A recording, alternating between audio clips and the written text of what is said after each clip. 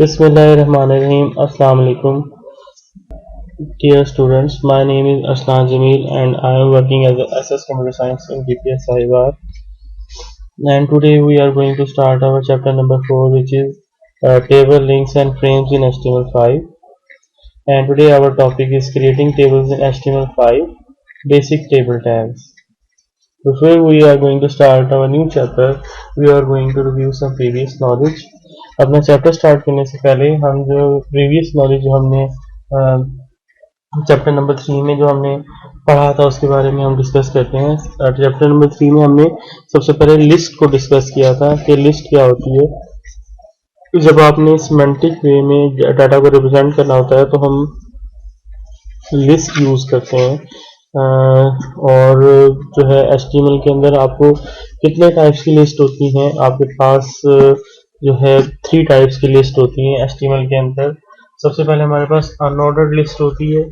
वो ऐसी लिस्ट होती है जिसमें हमारे पास जो हमारे पास आइटम्स का ऑर्डर है वो मैटर नहीं करता।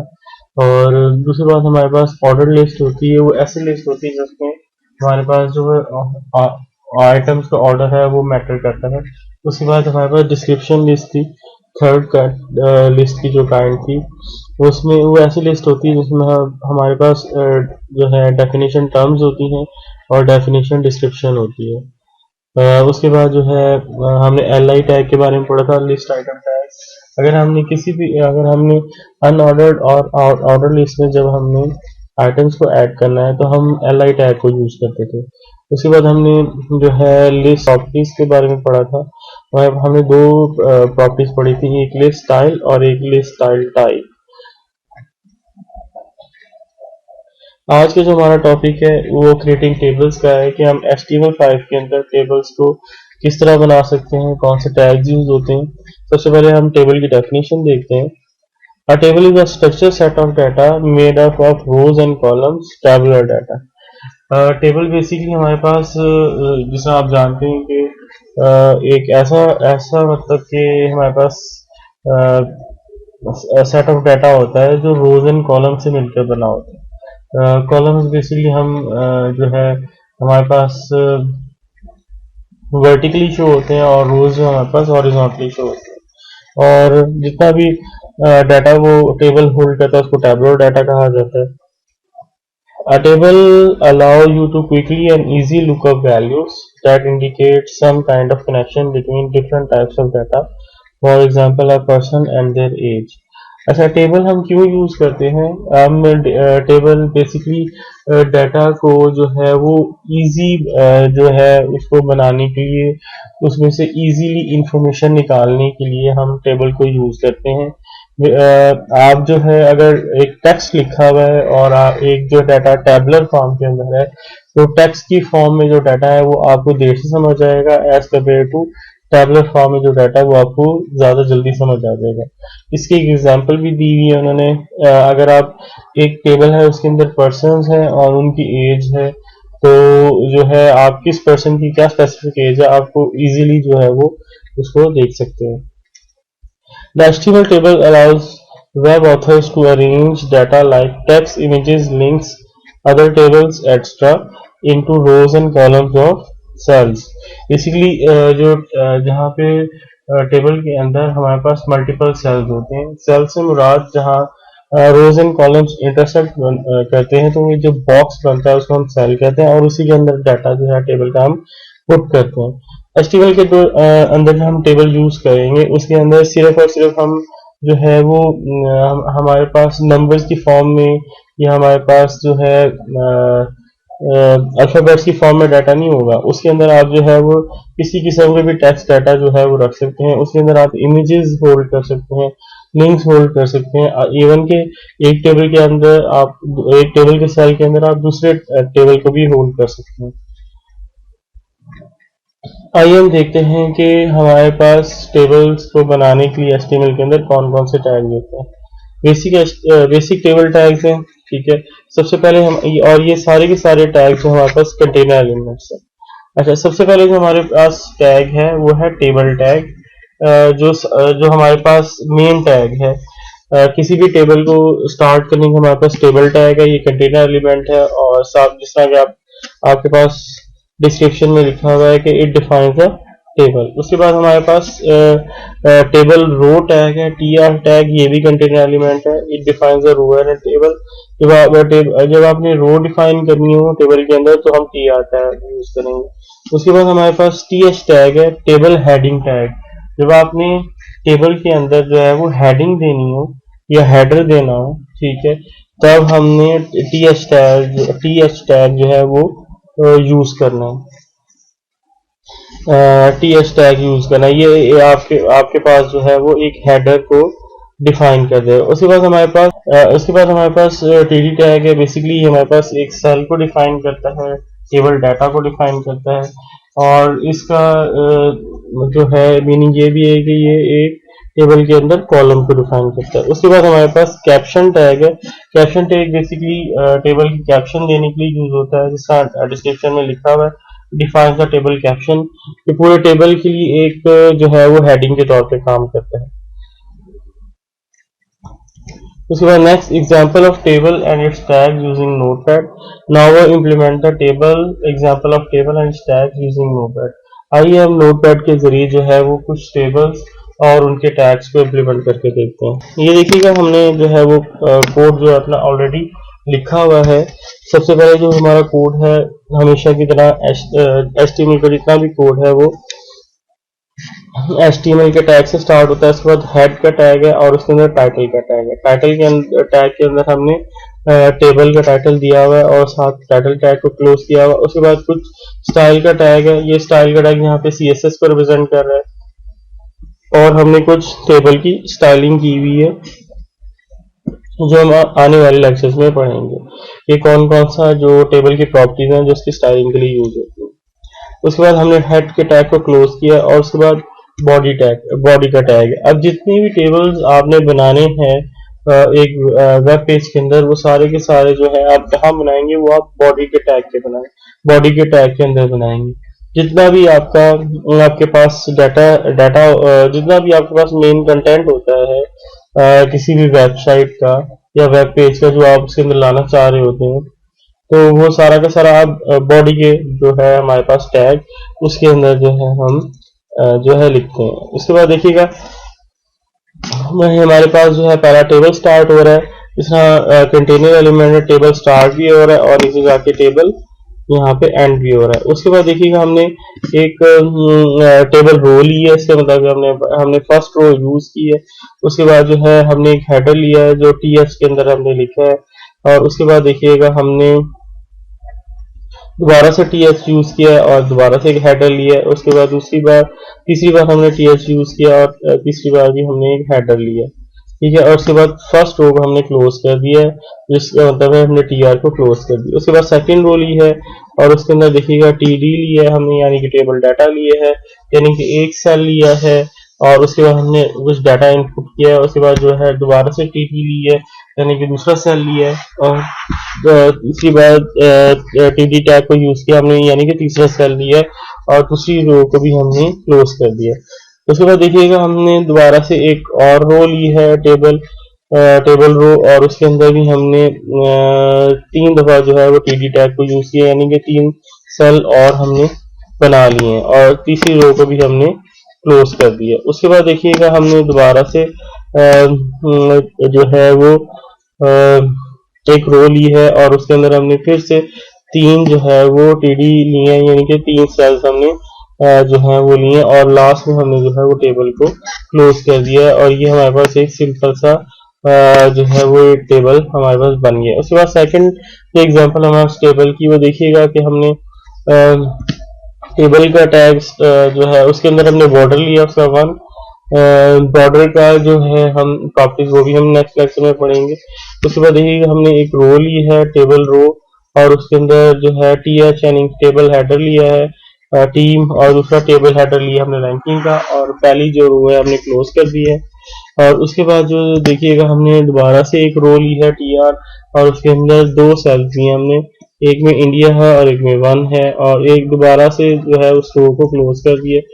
और तीसरी रो ली है हमने और उसके अंदर 2 TD यानी दो सेल्स बनाए हैं, एक में साउथ अफ्रीका और में 2 है और रो को क्लोज कर दिया। उसके बाद दोबारा से हमने TR लिया है, टेबल रो लिया है और उसमें डाटा हमने इनपुट किया TD के जरिए ऑस्ट्रेलिया और 3 और जो है टेबल रो को क्लोज कर दिया और लास्ट में हमने टेबल के टैग को भी क्लोज कर दिया, यानी कि हमारा सेकंड जो टेबल की एग्जांपल है वो कंप्लीट हो गई है।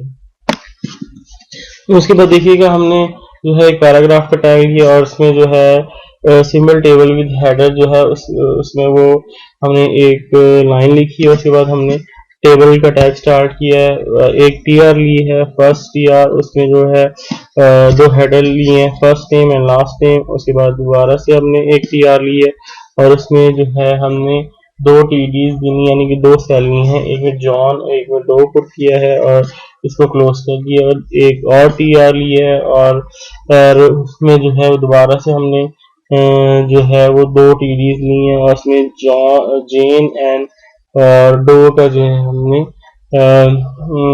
जो है डाटा पुट किया है। उसके बाद हमने टेबल को क्लोज कर दिया है। उसके बाद देखिएगा कि हमने जो है एक और जो है वो टेबल बनाया है और इसमें भी सिंपल उसी तरह रोज हैं और जो है हमारे पास रोज और हमने सेल्स को यूज करके हमने टेबल को जनरेट किया है। लास्ट में देखिएगा दोबारा से एक और हमने टेबल बनाया है और उसमें जो है हमने हमने 4 हेडर्स लिए हैं और सबसे पहले कंट्रीज हैं, कैपिटल्स है, पॉपुलेशन है, लैंग्वेज है और उसके बाद जो है एक रो में हमने 4 जो है TDs लिए, यानी 4 सेल्स लिए। फिर एक रो है और उसके अंदर जो है हमने फिर 4 जो है वो सेल्स लिए हैं और जो है फिर हमने वो टेबल को क्लोज कर दिया है। उसके बाद देखिएगा एक और टेबल है, इसी तरह जो हमने वो बनाया है और उसी तरह TDs और जो है टेबल हेडर और को हमने यूज किया है और टेबल रो को यूज किया है। उसके लास्ट में हमने जो एक टेबल बनाया उसमें हमने कैप्शन भी यूज किया है और कैप्शन का जो हमने जो टैग यूज किया उसके अंदर जो है हमने ऑसम कैप्शन जो है वो लिखा है और उसमें एक TR है, यानी कि एक ही रो है और एक ही उसके अंदर सेल है। ठीक है, ये हमारा जो सिंपल सा कोड था वो हमने नोटपैड में इम्प्लीमेंट कर दिया। अब देखिएगा हम इसको सेव करते हैं हमेशा की तरह। मैं सेव एज पे जाऊंगा और सेव एज पे जाके हम मेरे जो डॉक्यूमेंट है उसका मैं सबसे पहले नाम लिखूंगा। मैं लिखता हूँ टेबल्स और उसकी एक्सटेंशन जो है किसी भी जो है हमारे पास HTML डॉक्यूमेंट है या वेब पेज है, वेबसाइट है, उसकी हमेशा एक्सटेंशन जो है वो .htm या .html होगी। तो मैं यहाँ पे .html लिखता हूँ और इसको मैं जो है वो सेव कर देता हूँ और हम देखते हैं कि इसकी आउटपुट जो है वो किस तरह नजर आती है वेब ब्राउजर। तो देखिएगा हमारे पास जो है हमारे पास डिफरेंट टेबल्स जो आपको नजर आ रहे होंगे। ठीक है, सबसे पहले जो है वो एक टेबल आपको नजर आ रहा है, इसमें आपके पास 3 हेडर्स हैं, एक ही रो के अंदर हैं और उसके अंदर हमारे पास जो फर्स्ट हेडर है उसके अंदर हमारे पास 3 जो है वो हमारे पास दोबारा से इसके अंदर हमारे पास 3 रोज हैं और हर रो में जो है वो डिफरेंट आपको डाटा जो है वो नजर आ रहा है। इसी तरह हमारे पास और इस टेबल के अंदर हमारे पास जो है वो 3 कॉलम्स आपको नजर आ रहे हैं। ठीक है, इसी तरह हमारे पास जो है सेकंड है जो है हेडर है, उसके अंदर भी आपको 3 रोज हैं और थर्ड हेडर के अंदर भी आपको 3 रोज नजर आ रही है। इसी तरह दोबारा से नीचे एक टेबल है जिसमें आपको 2 कॉलम्स नजर आ रहे हैं और इसमें 3 रोज हैं हमारे पास। ठीक है, एक कॉलम जो है उसमें उसका हेडर जो है टीम है, दूसरे कॉलम का रैंकिंग है और उसमें देखिएगा कि जो है आपको टीम जो है उनकी रैंकिंग आपको जो है वो नजर आ रही है। उसके बाद एक और टेबल है जिसमें आपको पास दो कॉलम्स हैं और फर्स्ट जो कॉलम उसका हेडर फर्स्ट नेम है और दूसरे कॉलम का जो हेडर है वो लास्ट नेम है और उसमें आपको नेम नजर आ रहे हैं। इसी तरह आपके पास एक और टेबल है जिसमें आपको जो है दोबारा से 2 हेडर नजर आ रहे हैं। उसी तरह हमारे पास एक और टेबल है जिसमें आपके पास